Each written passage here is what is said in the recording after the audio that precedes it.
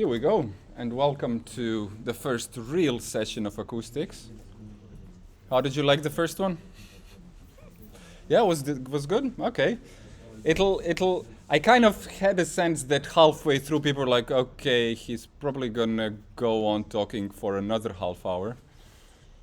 And I'm probably gonna go on talking for an hour and a half now.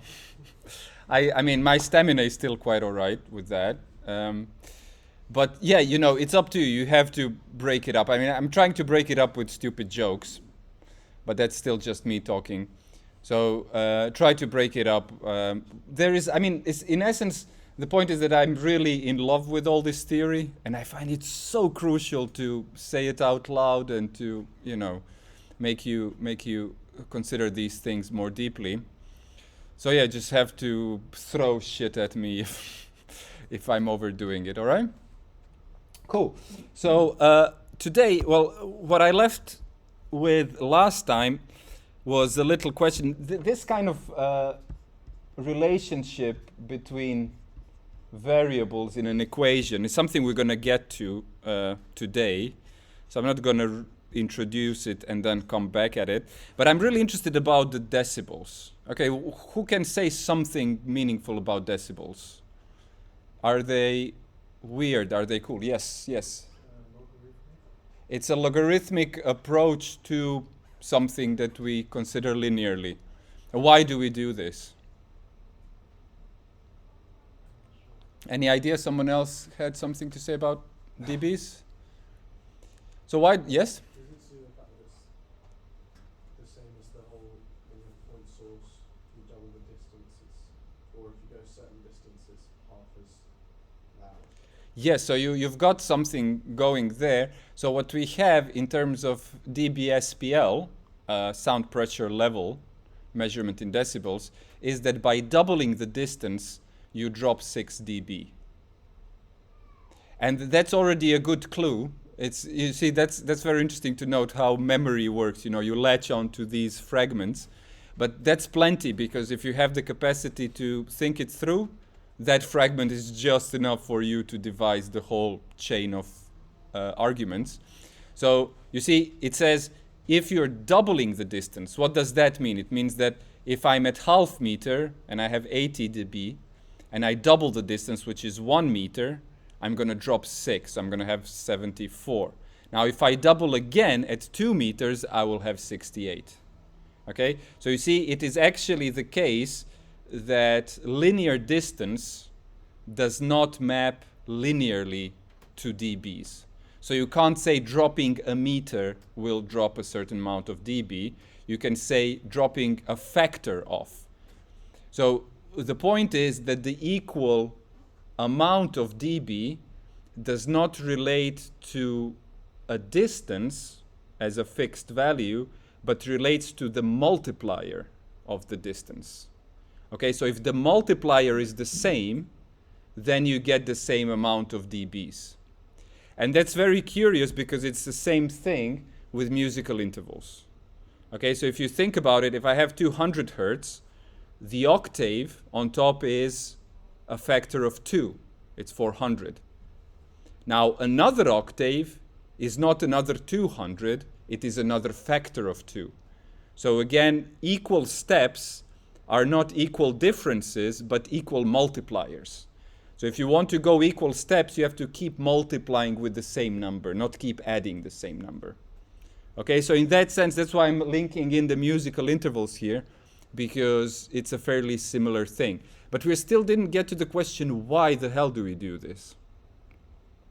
Because it does seem like an overkill, right? Why wouldn't we just say, well, it's just at 5 meters or it's this many hertz?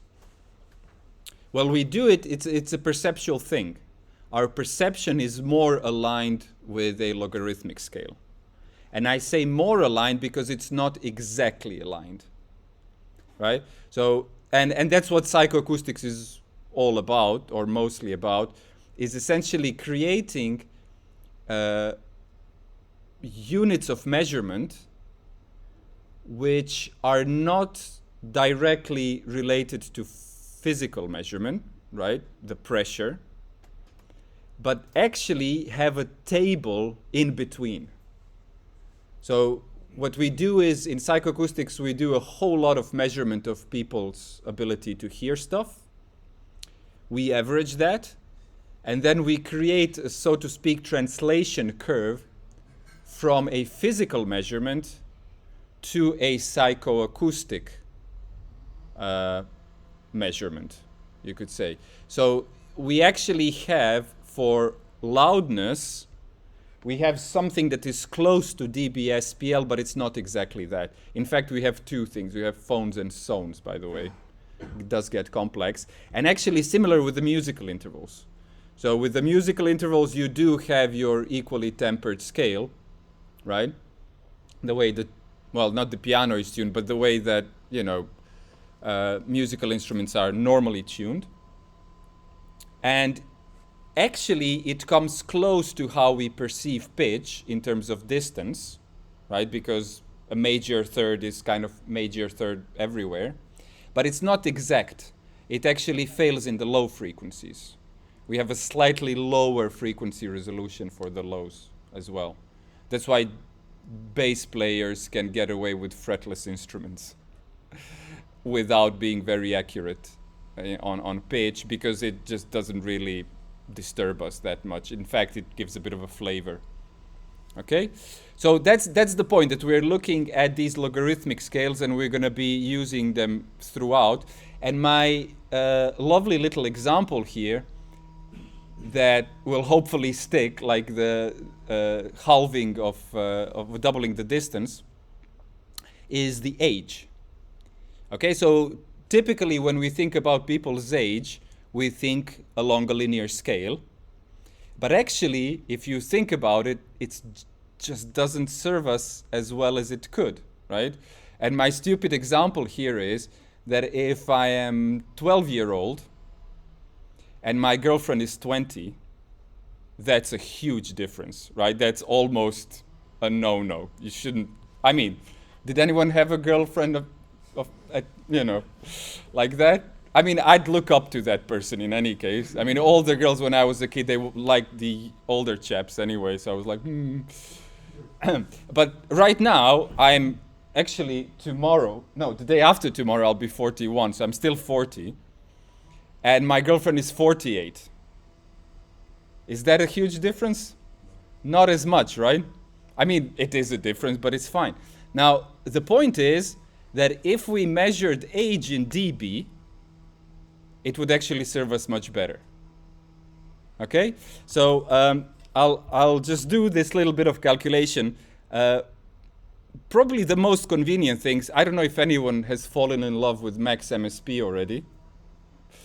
It's probably a few years older than you, anyway.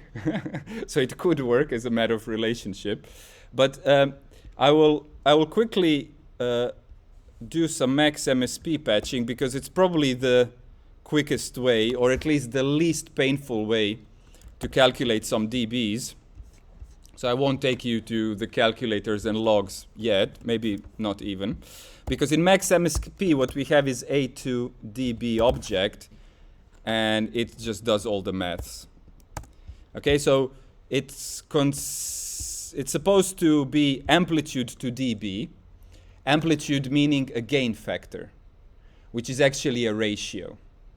Okay, so the things that we might expect, for example, is if I have a 0.5 ratio and I want to see the dB value of that, it's -6.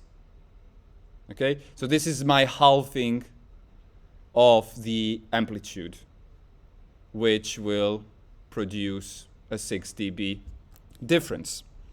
Okay, so actually if you think about age, that's where I'm trying to get at, you already realize that if someone is half my age, he will always be -6 dB younger, regardless of how old I am, right? So if I'm 20, then a guy who's 10 is 6 dB younger.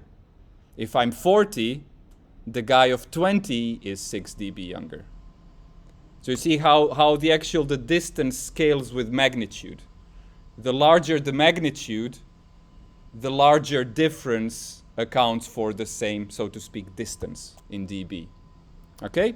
So let's do the thing with the age. Let's see how bad is it if well, I shouldn't be horribly controversial, although I guess it's fun anyway. So I'm going to do a ratio of two values, divide one by the other. And I'm going to say that, well, let's do this stupid example. So I'm 12 and my girlfriend is 20. So this gives me a certain ratio, which is 1.6. It's a hellish ratio, it seems. So it's 1.6. Now, this ratio in dB is 4.4. So at this stage, 20 and 12, the 20-year-old female is 4.4 dBs older than this poor old guy who's going to get crushed. I don't know what's the term there. So let's see what does it do if I have the same difference. So 40 and 48. And you see that's only 1.5 dB. Okay? So if I consider that this is the safe difference of age for a relationship, I can testify it seems so. Can I transpose this back to when I was 20 or when I was 12? Well, probably when I was... Well, my first girlfriend I had when I was 15. How about you guys? Should we do 15? So how do we do the 15? So I'm interested, how old is the girl who is 1.6 dB older than a 15-year-old? How do I do this? Well, actually, I don't even have to go back from the dB. So I'm going to save you the logs and 10 to the power offs for now. But I can do a quick one just by looking at the ratio, because I have a ratio there already. You see, 1.2 is the ratio. So the only thing I have to do is I say 15 times 1.2, which is exactly 18. Okay? And that kind of makes sense, right? If you're 15 and your girlfriend is 18, it's just about right. Yeah? Is that the general sense? It's a bit of a shake, yeah. But it's not horrible, it's not illegal, I guess. But it's a bit of a stretch. Let's say it's just on the, maybe that should be the legal boundary for a relationship. 1.6 dB, right? Which makes my relationship quite feasible as well. You see? So that's my point, that you see the way the things are in the world around us, typically most of them would benefit from a logarithmic scale. Because everything does scale with the magnitude. You know, I could make a similar argument, okay, how bad is it for me to spend £2,000 on a pair of speakers? Right? Well, it all depends on the magnitude of my income. Right? So if I earn 2,000 a month or 1,200 a month, then it's quite a bit. But if I get 5K a month, then it's not that big of a deal. So actually I should have a better clue about value of things if I use a dB in relation to my salary. Right? So just to round it up, you see, dB is a unitless way of measuring stuff. Right? So it is not about an absolute value, it is about a relationship of two values. It's about the ratio. Okay? And everything is relational, everything is relative around us. So if anyone comes up with another weird example where dB is more useful, I'll get you a half pint. This is my way of rewarding you guys. I do this with all my students, and every year, it's been a while. I have to say that about 80% of half pints remain unclaimed. For the benefit of my wallet. But if I promise anyone a half pint, and you know, I owe it to you, so just make sure I'm at SU when you are, and you're gonna get it. By the way, in Hungary we do this with schnapps, with the with the shots. It's a cultural thing. Yeah, so I hope that this kind of makes sense. It might not all fall into place just now, but I think it's part of the way I think learning happens is by connecting to as many existing dots as possible. Okay, so back to beer. That's I typically have to mention beer in every class because it kind of it motivates us in specific ways.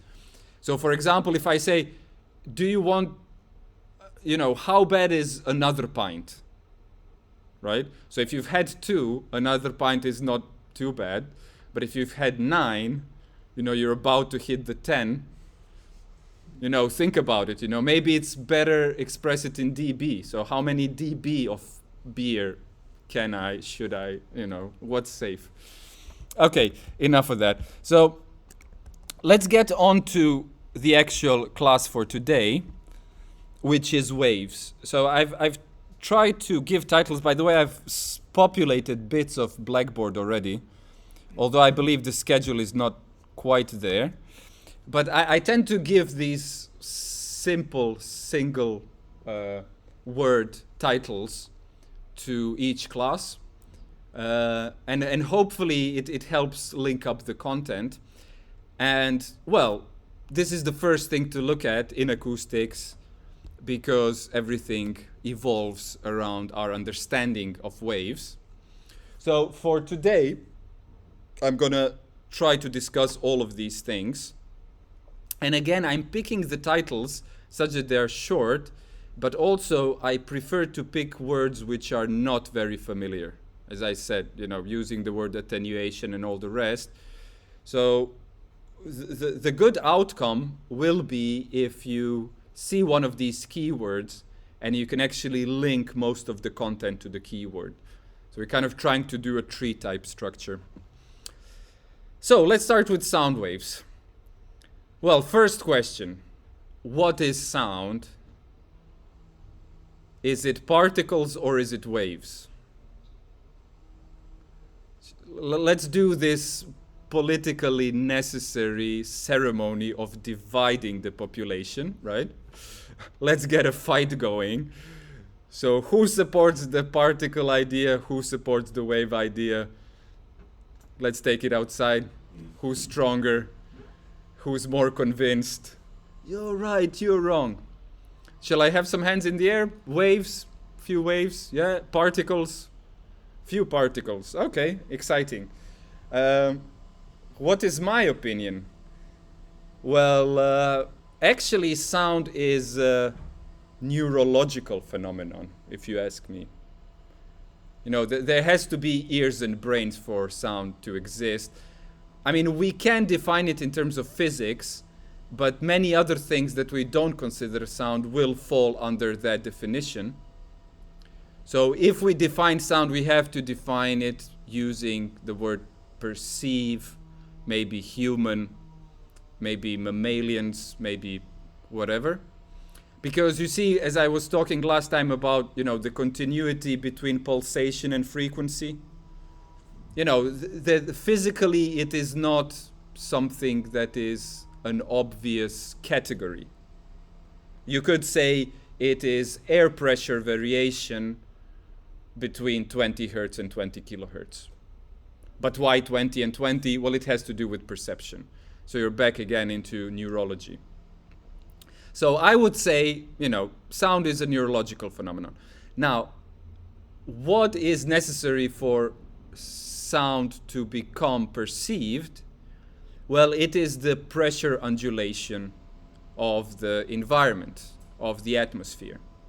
So it's worth noting that we are under one atmosphere of pressure. In physics, they actually use the average pressure, and which has to do the weight of gases in the atmosphere, which means that if I climb up, the pressure will drop, right? There is less weight of gases on top of me.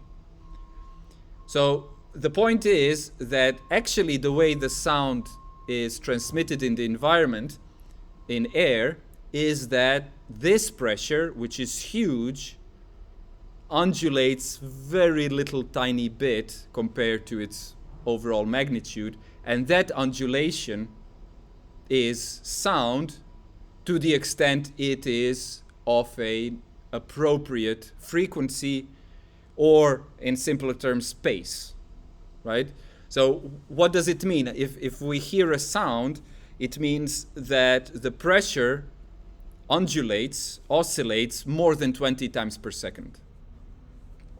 Okay, so we need a fairly quick oscillation of the pressure, sound pressure or of air pressure, for us to detect sound. Okay, now back to the question whether it's waves or particles that make this happen. Well, it is a kind of a wave of particles, because the transmission of waves needs a medium. In our environment, this is the air, right? So there are particles that support this transmission. However, it's not the particle that is the sound, right? The particles are the bits of gas in the atmosphere. Nevertheless, we still have this issue between waves and particles, and I would suggest that it is worthwhile considering, even if you don't agree, that it is neither. Because it is actually,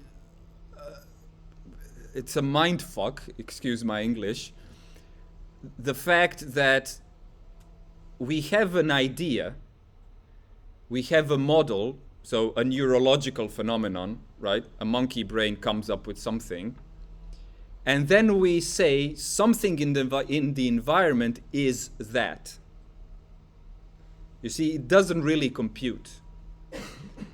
A more accurate approach would be to say this model that we come up with our monkey brain is to a certain degree applicable to an environmental phenomenon. Okay, so it's not that what I come up with is something that the environment may or may not be. Because what I come up with is necessarily what I just came up with. And I am a subset of the environment, and it's a very tricky argument to support that, you know, whatever I think of may actually fully embrace an environmental phenomenon. I can approach it, and we are approaching with increasing accuracy, but it's not that. So a wave is a concept. A particle is a concept. Sound is a perceptual phenomenon. Okay, so to say that sound are waves, you see, that's what I'm getting at. That's what we started with last time. It's like having a good grip on what the terms exactly mean and trying to be more accurate, trying to be, you know, not just sweeping it off the table. Oh, well, it doesn't really matter. It sounds great, right? I mean, obviously there is this side of things as well, but the reason we are here is to develop this ability. Okay, so in essence, what I'm saying here is that there are certain situations when considering transmission of sound. In certain situations, we are better off with the waves model, and in certain situations, we are better off with particles model. And it's fairly straightforward in sound, because if you are dealing with high frequencies, you're better off thinking of arrows, right? You could draw arrows like sound moves that way or this way. But if we're talking about low frequencies, it is actually more worthwhile to consider the wave fronts and the waves rather than the direction of movement, right?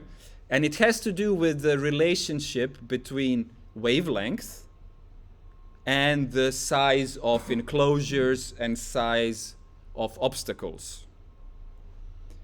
If we had, you know, houses that were 100 times as large and studios 1,000 times as large, right? then we would probably be fine with considering bass an arrow type phenomenon, something that just moves in a direction, right? But because this crucial relationship is here such that bass frequency won't even fit in this room, right? So we could do the calculation here fairly quickly. Maybe this is about 10 meters. Anyone can guess what is the frequency of 10-meter wavelength? Actually, I'm a bit, I would probably have to think this through, but it's probably somewhere about 80, 90, 100 hertz. I think 30, 20, 40 hertz, the kind of the lowest regions, they take about 20 meters wavelength. And I think about the highest frequencies, we're here about 1.5 centimeter wavelength. So the range of lengths is huge. And that's why they behave differently in fixed environments, right? That's actually the reason why we have multiple drivers on speakers. Because physically, it is very difficult to create something that will be linear across this huge range of frequencies. Okay, so we actually hear quite a lot. Okay, so that's the point, that it's not sound, it's not waves. It can be approached in both ways. That's a lovely little poem right there. Okay, funny question. Can you hear 5 hertz? Well, you're probably sensing that there is a trap in there somewhere. Otherwise, I wouldn't be asking, right? So evidently the answer is yes rather than no, just because I'm asking it. So that's your social intelligence. How about technical intelligence? What am I getting at here? And it's something that I've hinted at on Friday, so I'm willing to put it out there. Someone? Because we were discussing the continuity between pulsation and frequency. The fact that in physics it's continuous. There is no threshold. The threshold is perceptual. So the point is that 5 hertz sine wave is something that I don't hear. Ha. But anything else, pretty much, in fact, if I just grab a square wave at 5 hertz and play it through the speakers, I will hear it. So you see, that's the trap.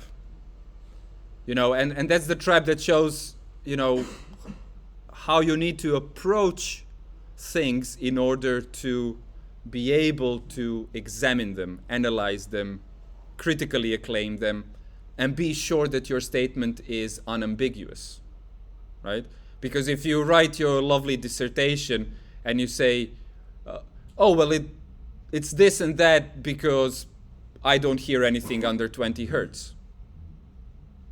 And then a stupid asshole lecturer like me takes his red pen and goes crisscross. Ambiguous statement, because there are things you hear under 20 hertz. You don't hear sine waves under 20 hertz. Okay? So what is 5 hertz? What's the BPM? Any math brains in there? So 5 hertz is 5 events per second. Okay, we have 60 seconds in a minute. So it is 300 events per minute, which is your eighth notes at 150 BPM. So if you think you don't hear 5 hertz, it means you don't hear drum and bass, which you evidently do. And it's an interesting thing, because you see, that's part of the deal here. I'm trying to really, open the perspective, because if I took a spectral measurement, so if I measure the spectrum of drum and bass at these very low frequencies, and I have a track at 150 BPM, then I will have a 5 hertz peak. You see, so again, I'm just trying to connect the dots across this threshold of pulsation and frequency, because technically it's not there. So everything you know about sound should apply to pulse, and everything you know about pulse should apply to sound. at least some of those things. Okay, so in terms of the medium, well, medium of transmission is crucial. Typically we have gas, solids, or liquids. In terms of what's happening, again, we are stuck with models pretty much.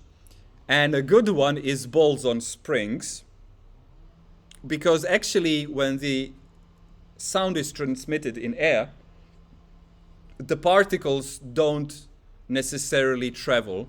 Obviously, there is some wind, there is some directional propagation of particles because I'm breathing and there is exhalation of air and it kind of reaches you a bit. But actually, it's not the thing that carries the sound. It's the thing that carries the viruses, as you know by now. So the way the sound is transmitted is that the balls are considered to stay in place, right? So when one of them moves, it looks a bit like this. So this is supposed to be different stages. So when you get compression between two balls, you actually get an increment in pressure, right? And then what happens then is that this ball, the second ball, pushes onto the third one. And the third one pushes onto the fourth one. So essentially, without the balls moving, the wave is being transmitted. I guess you can kind of visualize this. And then the interesting thing to consider is that the point of compression seems to move forwards, and there is some rarefaction just behind that. Okay, so it's not just a pulse moving forward. Every pulse in a medium necessitates a dip, right? Because the overall amount of air is typically fairly stable. So the overall pressure in the room is pretty stable. So these fluctuations necessitate a dip. Every peak necessitates a dip. And this is pretty much how the air is transmitted. Did I mean? Yes, I'm saying this. Okay. And then the point is that the properties of the medium will determine the velocity of waves. Okay. So what you have then is that solids transmit sound faster. You might be aware of this, you might not, but it is the case that, well, it could be an interesting experiment. You could probably build a little instrument on this principle that, you know, transmission through solids is faster. However, the thing is that transmission between different media is problematic. So we're going to get to this in a bit. Okay, so fairly straightforward, stiffer springs, right? So more solid materials, heavier materials transmit faster, okay? And heavier balls transmit slower. So if you're interested in this, you can probably map it onto your understanding of density. But I promise that I won't go too deeply into physics. In fact, I think it's really crucial to just scratch the surface, but scratch it well. You know, scratch it painlessly, so to speak. And it's like, okay, stiff balls and heavy balls, who knows? You know, that's probably plenty. And if it kind of motivates you, then from there you will go somewhere. But if it doesn't, you still have an idea. You remember me saying what there is to know. It's much more crucial to know what there is to know rather than to know it exactly, in my opinion.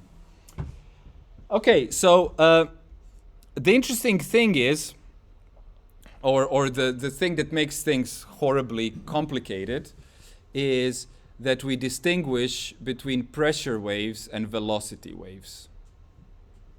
Okay? And this is something which is really tricky to get to the bottom of. So I'll try to painlessly scratch the surface here. So essentially, well, in terms of pressure waves, I kind of covered these things, so I won't go into the details here.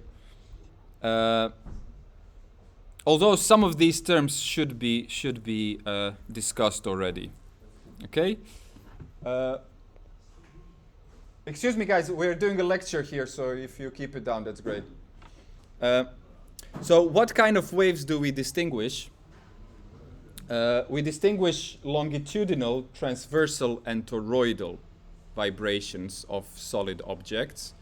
Okay, so longitudinal, I can probably describe this using this remote control, right? So a longitudinal wave would be, again, a wave, which means that the relationship between particle is changing, so the particles are not moving.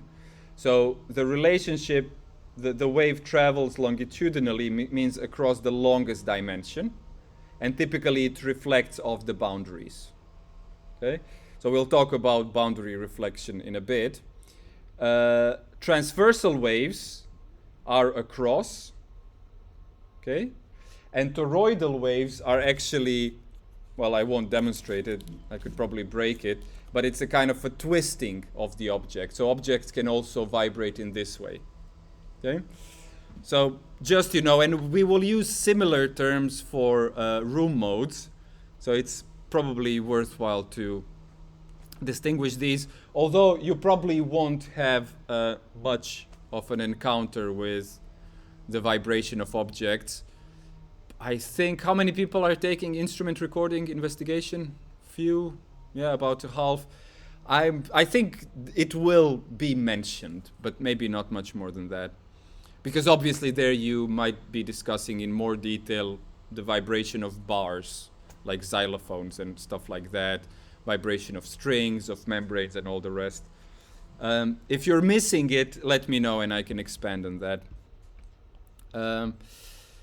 Okay, so in terms of homogeneous media, well, I mean, it's probably worth, I guess I kind of hinted at this already, but,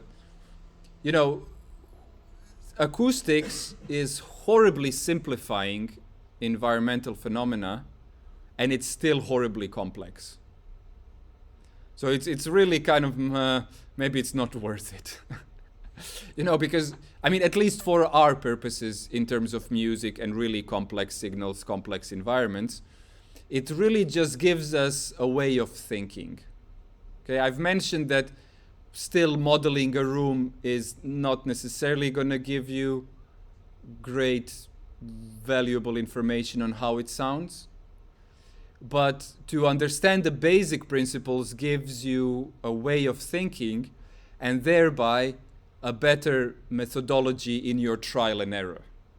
Okay, so that's what we are essentially coming out with, is an increased understanding of what may or should happen, and the understanding that we still have to try it to make sure that it's doing what we expect it to do.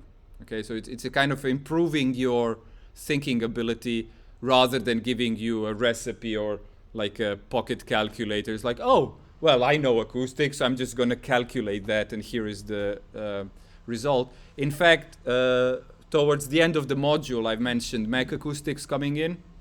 It's still not signed off, but it should be fine. And if you poke at them a bit and say, well, actually, so you have signed off this huge, whatever, school in the past few months, and they say yes. So how many calculations did you perform? And it's like, well,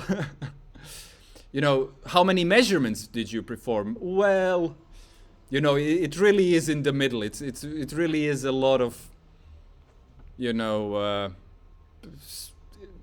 social intelligence, right? Because they typically work with huge margins as well.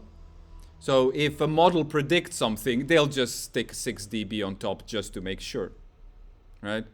And if they measure something and it's a bit off, then there's millions of ways to justify that. Oh, it is because of this or that. It's a bit like statistics, right? It tells you what someone wants to say rather than it being necessarily objective. No matter the fact that it's grounded in objective stuff, the myriad of interpretations, the myriad of variables makes it such that you can make it tell any story pretty much. Especially if you're telling a story to someone who is not an expert in the field, you know, you can fudge it any way you like, really. Okay, here is an equation. So I've promised to say something about reading equations. And I think the most crucial thing to kind of have an idea of is inverse proportion and straight proportion. Okay, so what we have in physics is certain variables which are proportional and certain variables which are inversely proportional. Okay, so what is a good simple example? You guys come up with something? Any basic physics that is lingering on from some previous studies? I mean, I can do a stupid psychological example as well, right? So what is an inverse proportion in psychology? Well, I have two variables. One is the amount of sleep, and the other is, let's say, I'm searching for a single word that describes kind of alertness, okay? So if I say amount of sleep and alertness are two variables, they are inversely proportional. Okay? So, no, sorry, tiredness, right? Tiredness is inversely proportional to the amount of sleep. So if you sleep more, you are less tired. Okay? Amount of sleep has straight proportion with alertness. If you sleep more, you are more alert. Okay, so this is the basic thing that I think is very useful in many different ways. Even if you encounter something like this, which is our equation for the velocity of sound in solids. Okay, so what we have, v is velocity. Rho, that's the little p thing, it's a rho Greek letter, is the density. And we have the Young's modulus of the material, which has something to do with, what was the term? It is elasticity.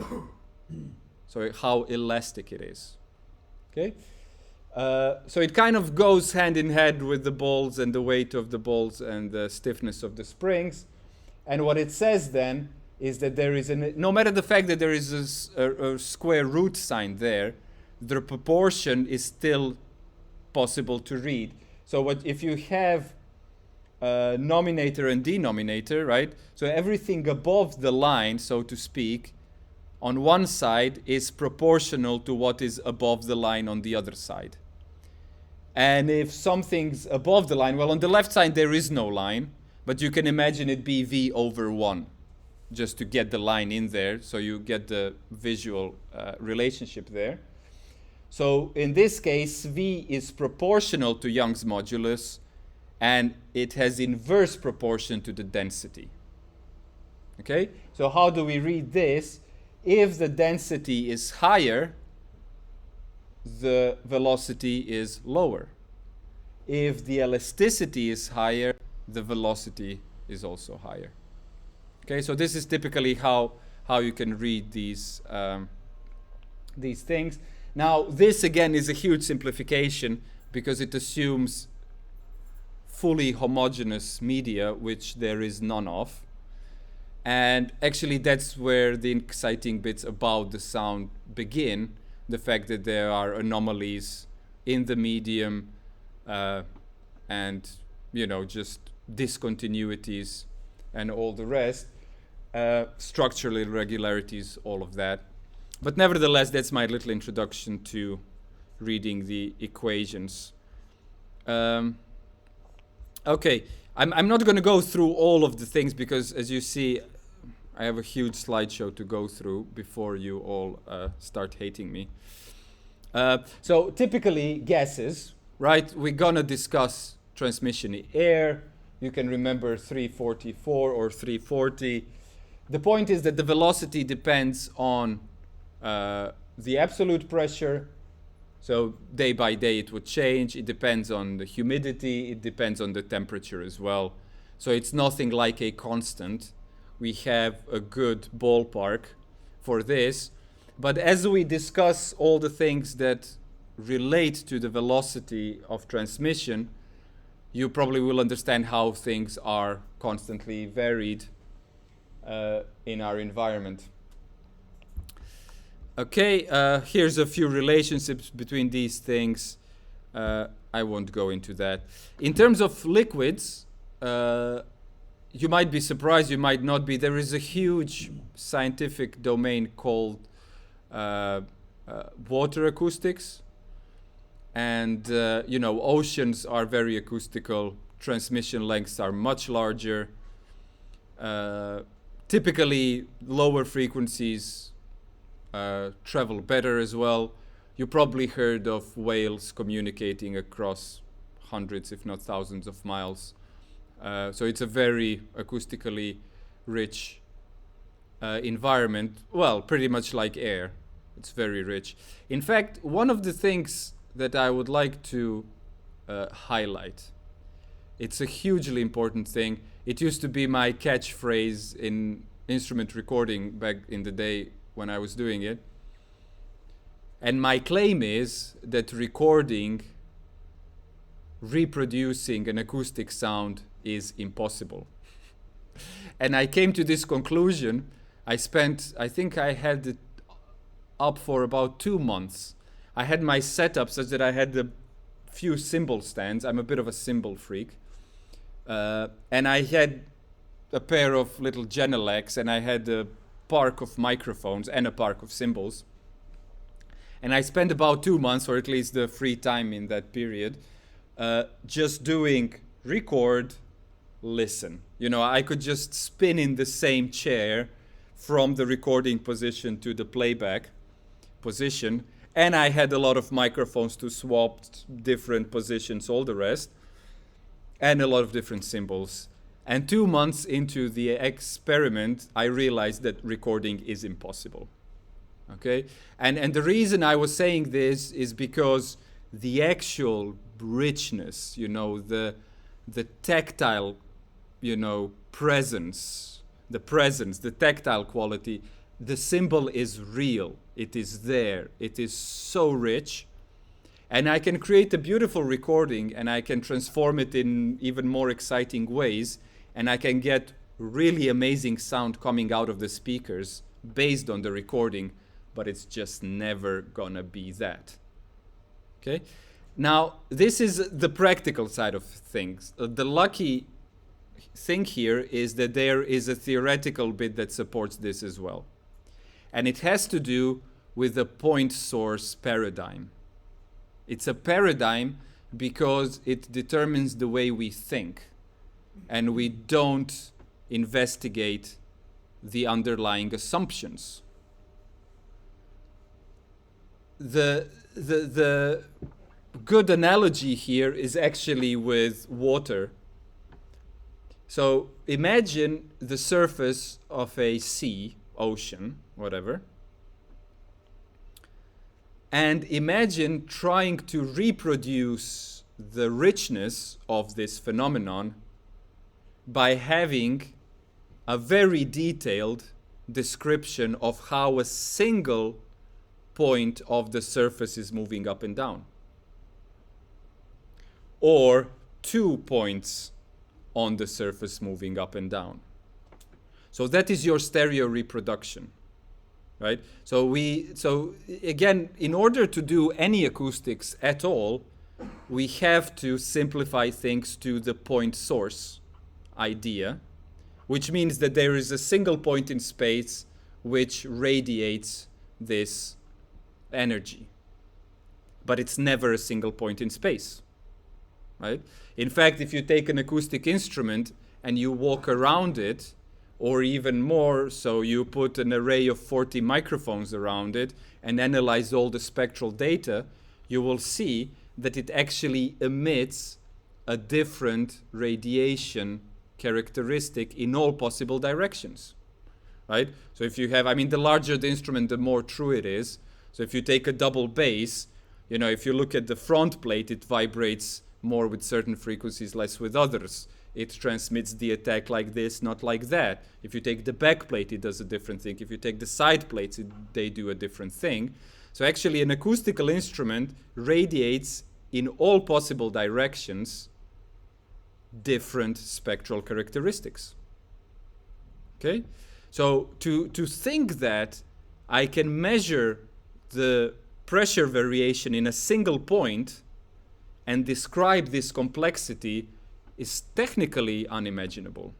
It's not just me, you know, trying to make the perfect cymbal recording and failing. It is actually the fact of having surface of the ocean and saying, well, I'm just gonna reproduce this complexity with 2 points moving up and down. So our acoustical environment is as rich. In fact, it's worse because it's 3D.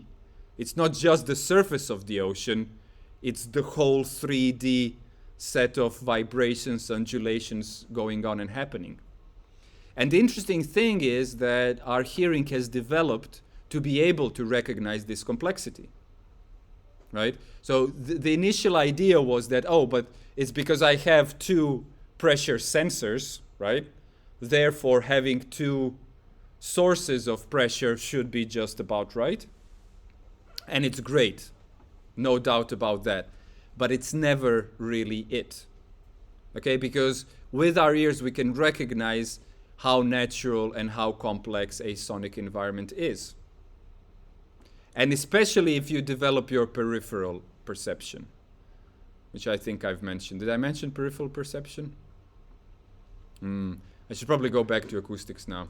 I'll keep the peripheral perception for another time. But in any case, that's really important, that actually the biggest flaw of everything we do in terms of acoustics and its application is this point source problem, which holds both for microphones, which would be you're measuring the undulation at a single point in space, but also for the speakers, because you're emitting a certain vibration from a single point in space and not a complex acoustical field that is the result of a musical instrument.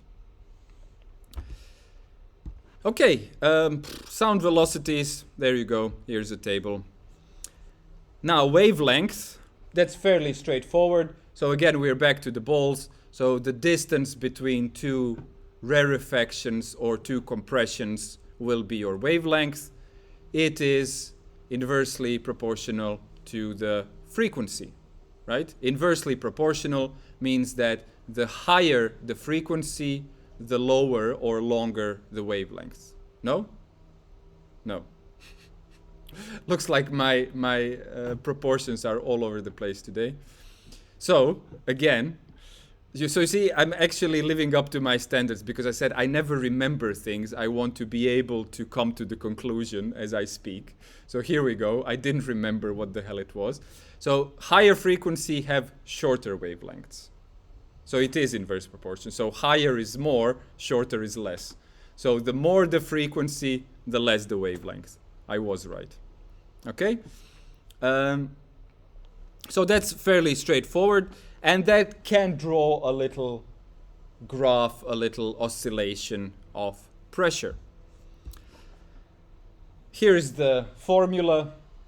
Again, I didn't have the heart to remove all these slides once the exam was gone.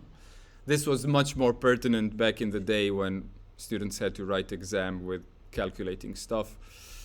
And this would have been the exercise. So if you're inclined, the slideshow is on Blackboard and you can do it, and there is the solution. Now come the complex and, well, difficult things which have to do with velocity versus pressure waves. And depending on the book you slash open, the terminology might differ slightly. Okay, and actually the displacement is probably a better term to use here. So what you have, and this is something you can realize by looking at the graph here, is essentially where the pressure is the highest, there is less displacement. Okay, so you kind of get two waves which are 90 degrees out of phase. So I think I'll just not go deeper than this, but actually you will find this 90 degrees offset in phase fairly frequently if you dig into the tech side of things, into the scientific side of things. Okay, we'll probably come to that as a matter of an example at some point. Now, the other term that I will just barely introduce, which is somewhat crucial, is acoustic impedance. Okay, so acoustic impedance has to do with resistance. Maybe that's the best way to translate it to simpler terms. And it has to do with the freedom of movement, so to speak, of the particles. Okay, so typically smaller enclosures have higher impedance. Okay, because they're kind of squeezed in together more so. And the interesting thing about this, which is more practically relevant, is the bit about impedance boundaries. Okay, so this will probably come back in IRI, which is the fact that it is fairly easy for us to conceive that a sound will reflect off a solid surface. Okay, but actually it will reflect from an opening as well.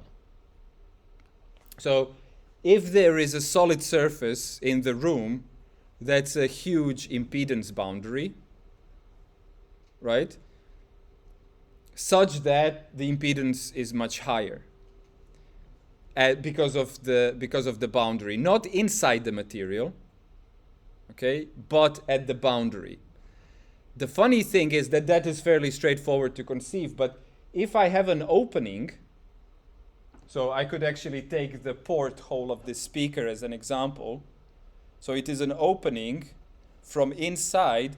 What actually happens is that this opening is an impedance boundary, right? The impedance drops dramatically, and this also acts as a reflective point. Okay, so for example, if I have a tube, at the moment when the acoustic energy is supposed to exit the tube, if the termination is abrupt, most of the energy will reflect back into the tube. And this is something you can measure. It is just fact of physics. For us, it's a bit, for me as well, honestly, it's a bit of a, that's kind of weird, but it is a fact of life. So it's worth embracing. And the interesting thing, the way you can kind of remember it and see evidence for it, is that this port here is flared. Okay, so the termination is not abrupt. And if you have these, typically it would be an exponential flare. By the way, you could probably do a master's degree on flare shape and the acoustic properties of that, especially if you're into trumpets and all the rest, the flare of the trumpet. Actually, it's a similar thing with the trumpet. So what happens is that because of the flare, the impedance drop is not abrupt, but it's gradual, and it reflects less energy back, which means more energy will exit the instrument and people will actually hear it. So if I was to blow a trumpet without the flare, it would be much softer. And the other thing that would happen, anyone playing a trumpet or brass instrument? The other thing that would happen if you remove the flare is that it would tune much easier. Because with the presence of the flare, the reflection point is fuzzy, and it in fact differs based on frequency as well. It's kind of all over the place. If you had an abrupt termination of the tube, it would be just there, right? So if you know you can articulate your trumpet with your lips, with your embouchure, right? You can actually play a bit sharp or a bit flat. And this all has to do with the fact that the flare lets you do it. If you didn't have the flare, it would be much more difficult to do your little bends. And, you know, if you have a trumpet, or I mean, if you play, it depends on the tuning of the orchestra or whatever, you might have a problem with intonation because it doesn't let you, you know, control the exact frequency as well. Okay? So impedance boundary, abrupt impedance boundary is the reflective thing. It's not the fact that it hits the wall.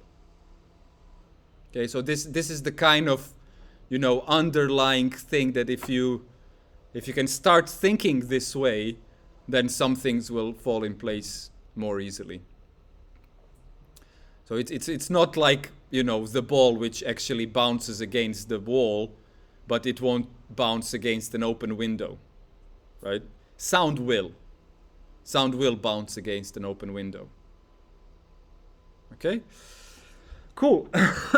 So that's the impedance. Now, how this relates to the pressure and velocity component, that's the kind of thing I don't really have simple analogies for. So I'll just leave it at that. Most of this I have just discussed, so it remains a bit of a reminder. Okay, we're almost against the break. You still I see a few people losing mind or other things, but you still seem quite there. It's the beginning of the year. I understand 3 weeks in we'll be like, no man, we need a break, you know, after 40 minutes. But I believe I can push it for another 15 minutes, yeah? Bit of kung fu breathing, everyone. And then we're on. So actually those were the two concepts which are kind of difficult to cope with, right? The impedance and the kind of pressure velocity waves. You're not writing an exam on this. You don't have to stress. But if it excites you, you know, go for it, research it. I mean, it excited me back in the day, definitely. To the extent that I've already forgotten it. And now I have to be excited again, which is great because it keeps me excited. You see, it's part of, I think, you know, good teaching practice is being excited. And if I'm just, you know, telling you all the things that I remember, that's much more boring. And also making a blunder. I think it's great. You know, it just shows. Okay, so let's discuss SPL. So we've discussed dB a bit, decibels, logarithmic scale, so you kind of get a hang of it. There's quite some equations here. The point is that dB, again, is not an absolute measure. It is a way of relating values, which means that I cannot have an absolute sound level dB. It has to be in relation to a reference. Okay, so the point is that that's part of the reason why we have all these different weird dBs. Okay? So you have the dB SPL, which is sound pressure level. Okay? You have the dB VU, right? Which is your electronics dB, which also has a reference at 0 dB. And in the meanwhile, you see that your mixers in the club typically push up to +3 or +6 dB without distortion. Means they can achieve higher voltage fluctuations. And you might be aware that some mastering gear goes to 20, even 30 plus dB VU. Okay, so it is another set of dBs, but it does a similar thing. In fact, it's really interesting because supposedly I've just recently discovered that there is the reason, I mean, it is the headroom. You probably know this term in terms of analog gear. But the point is that, you know, if you want to compare DSP, like simulation of analog gear with analog gear, right? The point of comparison has to be +20 dB, because otherwise there is not much difference. right? So it is the point that if you have decent analog gear, when you really push it over the cliff, that's when it sings, okay? Whereas in a digital domain, we also have a dB, right? Your digital dB, and it maxes out at 0. Everything above just does not exist. You cannot push plus 3 dB in the digital domain, right? So everything is relative to that minus 3 dB. You probably studied LOFs and all the rest of that, all these standards. Okay, so that's the interesting thing that, you know, it's many people will, you know, have expensive analog gear just for the hype of it, potentially, or for, you know, investment. Some of this stuff increases in value quite a bit over the years if you take good care of it. But actually, they don't really push it. And that's where these things start to sing. And typically, you really want to push things in the electronics domain, right? With if you're doing stuff with acoustical recordings, you know, the ability to push doesn't necessarily give you too much joy, or someone else. But in any case, a lot of dBs around. We have the HDB by now, and we have the price in relation to your salary dB, which I just came up with. I think I'm gonna go on with this one. Maybe do an example on speaker purchase. Okay, so here is the SPL. So there is an actual pressure over reference pressure.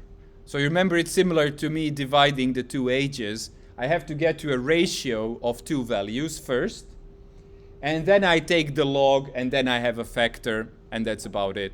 So essentially, it is the log of the ratio plus a few bits and bobs around it. Okay?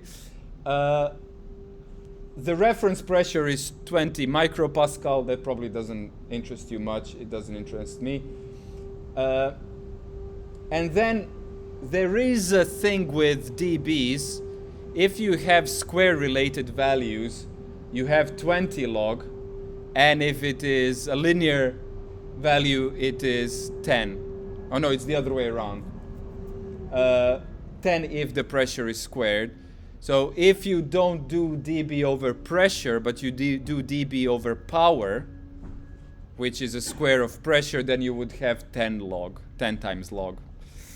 Probably the detail you don't really need to care much about, but just as an introduction, when you spot a 10 times log something, it might as well be a valid dB equation. Okay, so now in terms of SPL, SPL is the one that we really deal with quite a lot. But there are two more, unfortunately. So there is sound intensity level, and there is sound power level.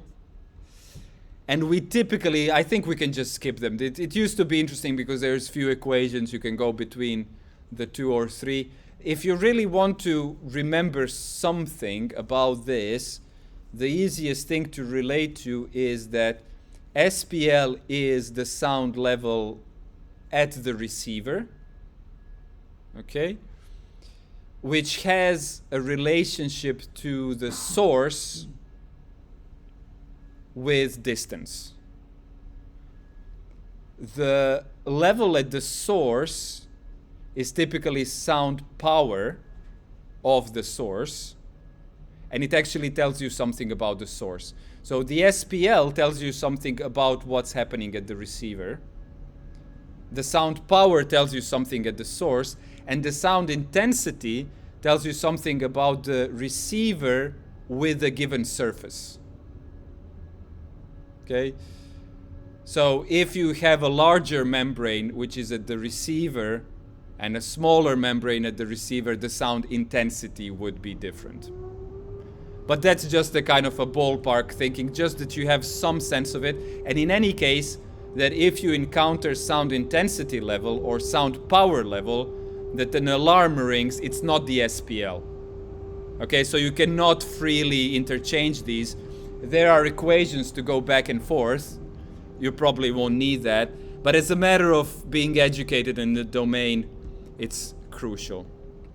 Okay, so let's talk about correlation of sound sources. It's really huge, and correlation will come back a few times. Correlation means similarity in simple terms.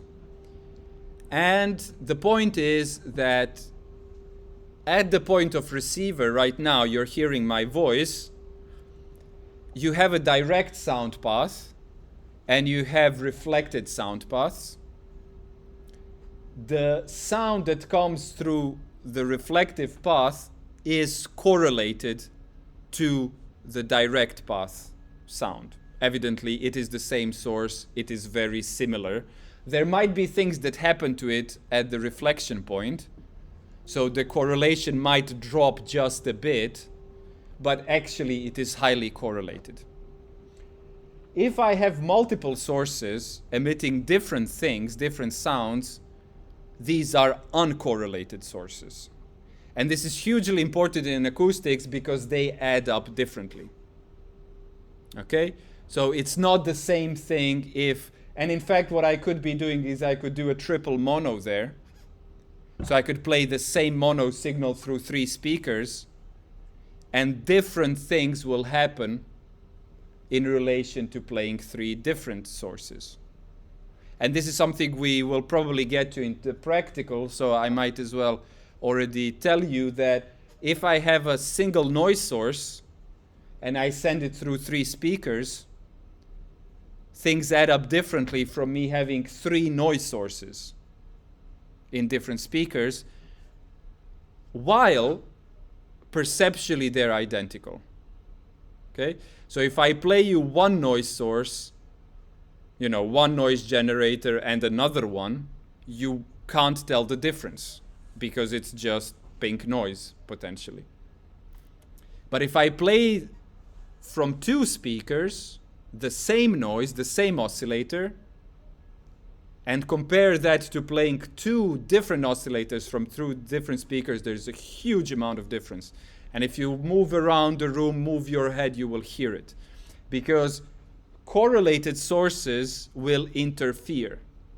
Okay, so this is what we call interference. You've probably encountered this before. We have constructive interference, we have destructive interference, and it is frequency dependent. So if I have a correlated sound sources and I move around the room, I will hear filtering. Because based on my position, certain frequencies will reinforce each other and certain other frequencies won't. In fact, there will be destructive interference.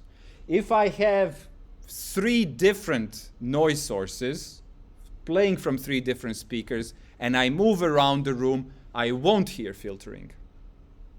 And that's crucial. And it's also practical. So next time when you double mono your snare sample, think about it. And try it. You know, take your amazing sounding fat, thick, whatever kind of snare. Although the fat, thick snares are not in fashion anymore. Seems, who knows, they will probably come back. Take your stereo sample, you know, and make it mono and move around the room. You know, experiment with these things. This is part of the reason we're studying this, is to incite some investigation. But in any case, correlated sources, uncorrelated sources, this will keep coming back. Okay? Okay, so that's evident. And I've talked briefly about interference. What is the reason for it? Well, it has to do with distance of travel.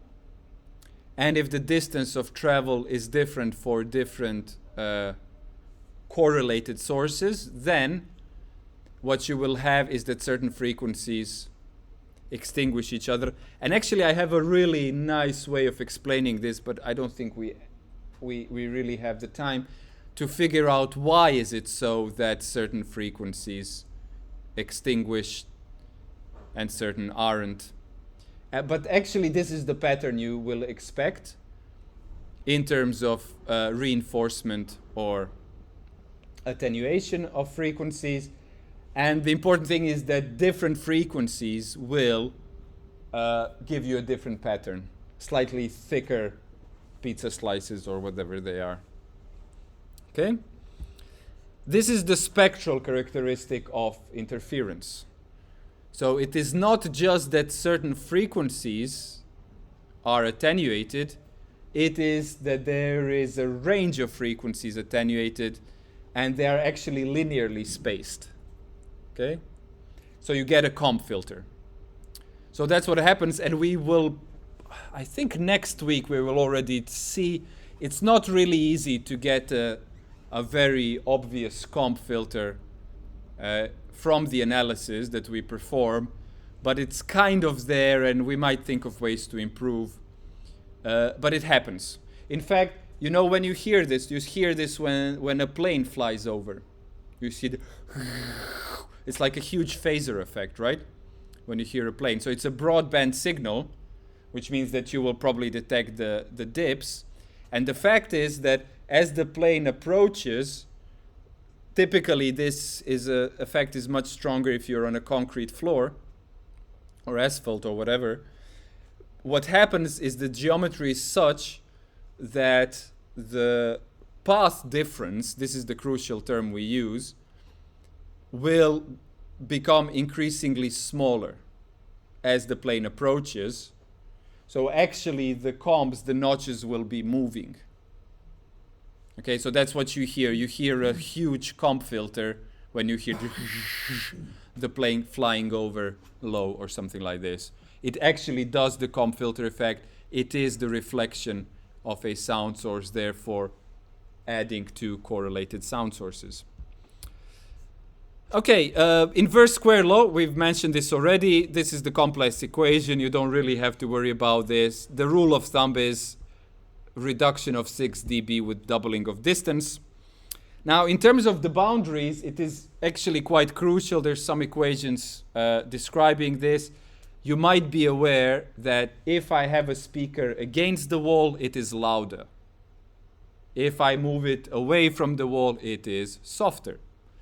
The reason is that the wall will reflect quite a lot of energy. If I put the speaker in the corner, it is even louder. And if I put it actually in the core corner, do you have an English word to distinguish between this 2D corner and this 3D corner? Probably not, yeah? Both are just corners. Right, so if you have a kind of an edge, or should be a way of explaining this. Anyway, you get what I'm saying. So this actually has to do with your Q factor there, okay? So what you have is the equation becomes different depending on the distance of a boundary from a source, okay? So, by the way, if you have a back wall, it will mess up your frequency response. You probably know that as well. And this actually holds more for bass frequencies. I think we'll get a chance to talk about that. So I'm going to rush through the rest of it now because I also need a decent break. This is your constructive interference, destructive interference. You've probably seen these graphs in phase, out of phase. We'll come to more details on that. Now, there are equations to combine levels. You might want to know about this. It's off topic now, but it might be worth having a point of reference if you will need it. So it does get complex. Superposition of waves is a really interesting topic, especially if you talk about instrument acoustics. So I'll leave it to them. And then finally, the interesting thing you might consider is that you get impedance boundaries all over the place because of the way the medium changes as well. Okay, so this is the sketch of what happens if you have impedance or velocity boundary. I can use both terms here. Then the direction of travel will change. So you've probably seen something like this with light.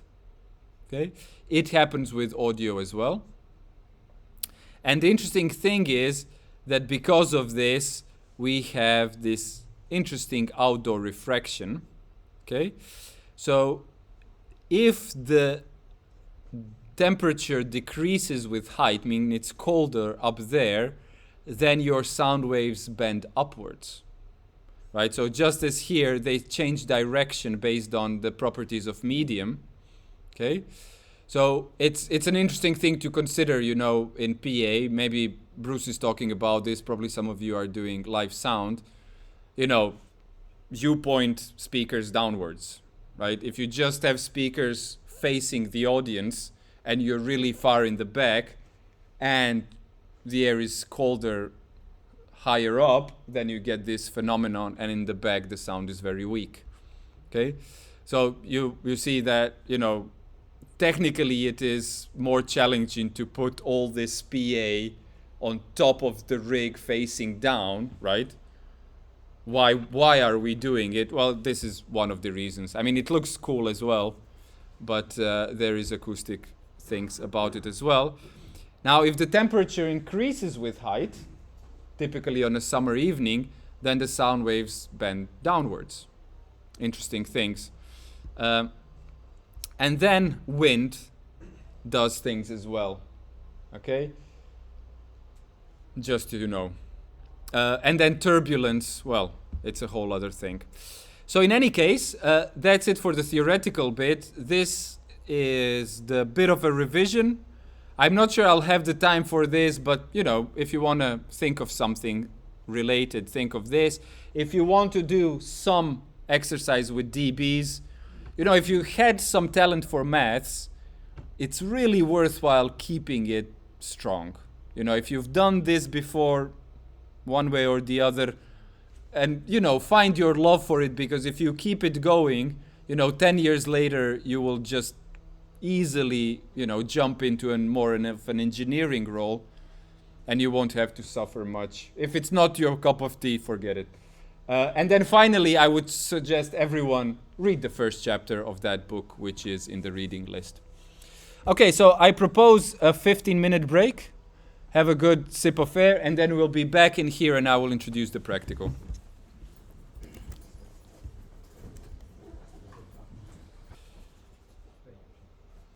Cool, so let's discuss the practical briefly. It's all on Blackboard. I didn't really print it out. I hope you don't mind. If you prefer paper, let me know and I'll do. I mean, it's not a huge waste because normally we would need 6 groups, 5 to 6, maybe 4 depending on the day.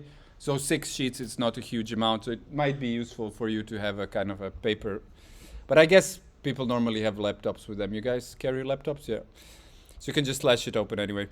So all the practical bits will be alike in that we have 5 studios with the addition of 44 having multiple rooms, right? So we can fit 6 groups, although not only one room in 44 has speakers, but actually we will normally receive kits with speakers. So every week, the technicians will prepare the kits with the gear. So that's going to be nice and simple. And they will come and collect them at 5. Okay, so I don't know, probably you'll be done by 5 or you'll be fed up anyway. But actually, all of that gear is bookable as well. You know, so if you want to do it on another time, it's all up to you. The point being that on Mondays until 5, I'll be walking around the studios and checking with everyone that everything is fine, and you can ask me questions, and, you know, I can probably ask you questions as well. So you can already, I mean, it's fine if you work in the same group throughout. Normally, you know, you're working with friends, whatever. Be welcoming to people who you might not have become a friend with yet, obviously. Okay, so group work, group practicals, and as I said, they will all pretty much relate to some or other task in the assessment. So this relates to the very first one, which will be about the assessment, which is about transmission. And even though we don't really discuss transmission through boundaries here, it is all about SPL measurement. Okay, so I think all of the practicals after this one, except the last few maybe, will be evolving around measurement microphone-based setup and Room EQ Wizard. So if you want to prepare ahead, download the software on your laptops. It is free, Room EQ Wizard. Have a look around. Watch 1 or 2 YouTube introductions on it. It's a very powerful piece of software. But we're not going to go there yet. We're going to start with that next week. This week we're going to do SPL metering. And typically we have handheld SPL devices. We have 4 identical ones which actually belong to the technical department there. So those are the ones you can rent. I have inherited, we used to have an acoustics department at UWE, which is obsolete in the meanwhile. But I have inherited these 2 and actually even another one which I've just started. I didn't have enough time to fix it all. The batteries have leaked, but it's about 4 kilos worth of SPL meters this size. It's a really old one, beautiful thing. It looks a bit like this, but much larger. So we have 6 SPL meters. We actually have only 4 of those. So I'm not quite sure in which room you have SPLs missing. So you'll probably have to, if you go to a room where there is a box, but there is no SPL meter. So this is the one. If there is no SPL meter inside, you just come back and grab one of these, all right? And tape measure, okay? Oops. Most of the practicals will need a tape measure as well because we're gonna be figuring out distances. Okay, so what's up today? We have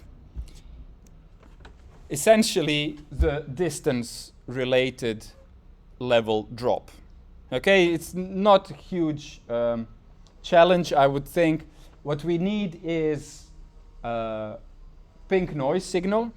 In fact, it's worth saying a few things about the weightings of SPL measurement. I didn't really introduce that, but you're probably aware of the A weighting. C weighting is another popular one.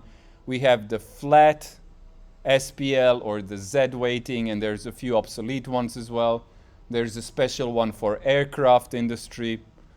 The point being that A weighting is the one that was historically actually based on low listening levels, and it has to do with the sensitivity curve of our hearing. So it is adapted to human hearing, such that if you have a legislation on disturbance and stuff like that, it is specified in A weighting SPL. Nevertheless, I mean, it is potentially interesting to know that this curve, which describes the sensitivity of ear, right? We are much less sensitive in bass frequencies, for example. It is of different shape at different levels. Okay, so the point is that we are less sensitive to bass frequencies, but when the absolute level is lower, we are even less sensitive to bass frequencies. So if you think about it in that way, the range is larger at the lower levels. Okay, the ear does something akin to compression. I mean, not just the ear, the whole hearing faculty. In any case, because we are not going to dig too deep into science or engineering, we're keeping it music, techy, and practical. Typically, we will always be using the A curve, and we will always be using pink noise, because these are the things that relate to human hearing more so than the others. Okay, so in terms of where you source your pink noise signal, it's up to you. I would probably just / open max MSP, pink tilde, DAC, and done with. That's a good one because I will be asking you to try and figure out how to do correlated, uncorrelated things. And in max MSP, it's very simple because you can take one noise generator, pink tilde, you can send it to both channels, right? That would be double mono. Or you can take 2 pink tildes, 2 noise generators, one goes left, the other goes right. and that will be hugely different. I mean hugely, significantly. Okay? If it's a double mono, it's correlated sources. If it is two separate noise generators, it's uncorrelated sources, and things add up differently. Indeed, they interfere or not. Okay, so the idea is do that, play pink noise, you have the tape measure, take the SPL reading at half meter, 1 meter, and 2 meter distance, and then think about why does it not do what it's supposed to do. Okay, I'm pitching this ahead. You're probably not going to have a very clean drop of 6 dB on both of these situations. If you have the time, you can think about how you can make it closer to the predicted value. But this is something that we will discuss when I pass around, right?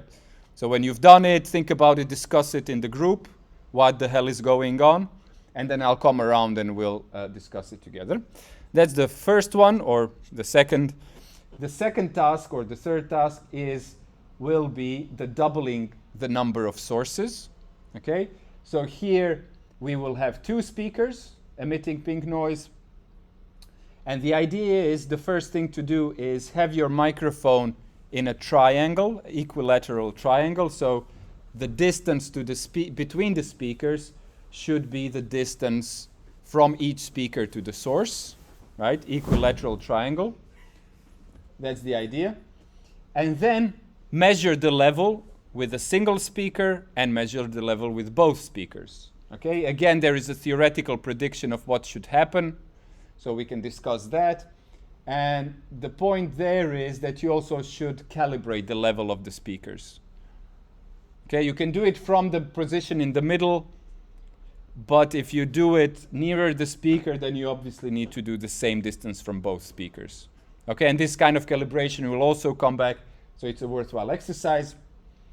And then provide the argument around the match between level measurements and predictions. And then finally, and the most interestingly in this one, is the correlated versus the uncorrelated. Okay, so if you don't manage to get this, I'll come around and I'll help you. I've hopefully explained it transparently enough. And then finally, do have a play with your phones. Find an SPL app if you don't have one already, and just try to compare it to these officially produced hardware devices. By the way, it's a bit of an issue. I'm not sure if we can do it. Probably not. I want to give you the time. We could actually set them up all next to each other and have a reading, because the discouraging thing is that these level meters have a calibration mode, which means that they might not be very accurate in the current state. Nevertheless, we are measuring differences, and that's the nice thing about dBs. The differences should remain constant across. Okay, does that make sense? Cool, get on with it. Those are the rooms. We have one kit here, so one group can stay in this room, and the others have these options: 44, 50, 52, 71, or 95. They should all be open, and each one should have a plastic box with stuff